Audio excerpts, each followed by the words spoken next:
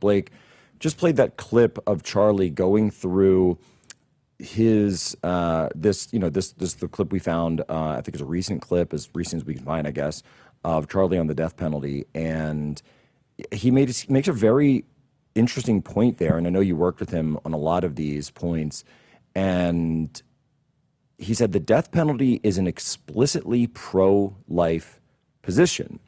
And so for a lot of people out there, they'll say, well, life is the opposite of death, so how could the death penalty be pro-life? Can you unpack what he's getting at there? Yeah, well, he was saying there is like it's disrespectful to a victim to say like you can take life endlessly without consequence. That you're basically saying, you know, to some extent we view criminal punishments, they're not merely a deterrent to future things. They are also, you know, they're sort of a tariff, a compensatory thing to reflect like the harm that you have done. And we can't undo a harm that is done when you kill somebody, but we can signal that like what you did was an atrocious act.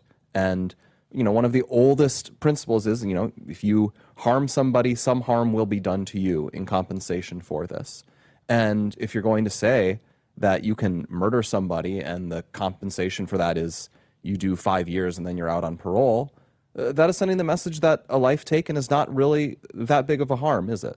So it's about the value of life in society. Mm-hmm. So it's basically saying that society should have a pro-life position. Mm-hmm. That and this is actually consistent. So because I hear this a lot when people talk, well, what about abortion? I say, well, that's an innocent life. Yeah, obviously. Innocent life. But there is a difference between an innocent life, the life of a child, an unborn baby, a preborn baby.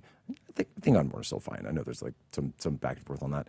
But there's a difference between that and a criminal, and in the worst case possible, a hardened like murderer or rapist, or you know, someone who's done something to a child. These are just obviously not the same thing morally at all. Mm-hmm. Yeah, not in the slightest. And it's like brought up, I feel like it's only brought up by people trying to do like a gotcha to manipulate you. And like it always comes up with the pro-life thing. It always comes up with the pro-life thing where they're like, well, you just don't think the unborn life has any value and you just want to do any gotcha to continue doing abortions because you like that. Like, it's always seemed insane to me. Like, okay, is there tension between like, oh, you say life matters, so we shouldn't abort people, but like you're okay with the death penalty, versus I guess the opposite is like it's bad for the left's position is it's bad to execute criminals, but it's good to execute babies, which seems to have a lot more tension in it to me. Right. Like I'd love to just, you know, push back on that. Yeah. So this is also, and walk us back here, because I'm being blown up by the media today, because the media doesn't understand any of this. And they'll say, well, wait a minute. How can you say that you forgive Charlie's killer? That's what Erica said yesterday. How can you say that you forgive, but then you also want justice to be done, the ultimate justice be done? Because the media, who doesn't understand Christianity, doesn't understand any of this, is very confused, and they see opposition there. Yeah, well, again, first of all, this is only ever brought up in this context, whereas it seems like they should rationally apply this to anything that we do. Like, oh, someone steals from you, we should forgive those people as well. And yet, okay, we do have to punish thieves.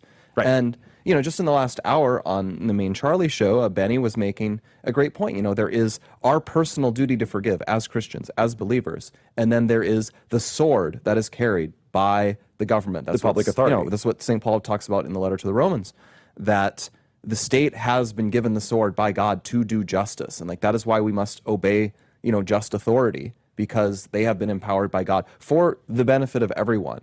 And you know, that's actually a great progress. A thing that like Christianity embraced and built upon is that old forms of justice were based around revenge, that a wrong done to you is compensated by basically getting revenge from the wronged party. Like kind of ancient pagan, like Germanic law is a lot like that. You know, you'd even see that where there actually is no government prosecution of offenses at all. There's just, oh, I am wronged, so I pursue a suit against somebody, and like I challenge them to a duel or some such, and like that's how you would right you receive something from the household. Exactly. Yeah, you have weregild, they would call it, like blood money essentially. Or the blood money, right? Yeah. Right. And you know, we have moved beyond that, where we say there is a authority that is above, you know, vengeance. That is, its job is to do justice impartially. And that is who will have to act here, that we will have an authority, our government, that will say, this person did an atrocious act that our society cannot condone. And it is Erica Kirk's duty as a Christian believer to forgive her persecutors, the man who took away her husband. But it is the state's responsibility to say, we cannot have assassins in our country. Assassins must be punished. And, then Larry Arnn even, the assassin will die. Yeah, it is not Erica Kirk's job to decide what the assassin's punishment is. It would be this is actually grossly, why, and to speak in generalities, this is why victims are not on juries. Yes, that's why victims shouldn't be on juries. And you'll see in more primitive forms of justice, they do it that way. In Saudi Arabia, just an impossible task. In Saudi Arabia, the impossible. punishment of a murderer is on actually like the family members of those who are afflicted, and they can decide to punish them lightly or put them to death.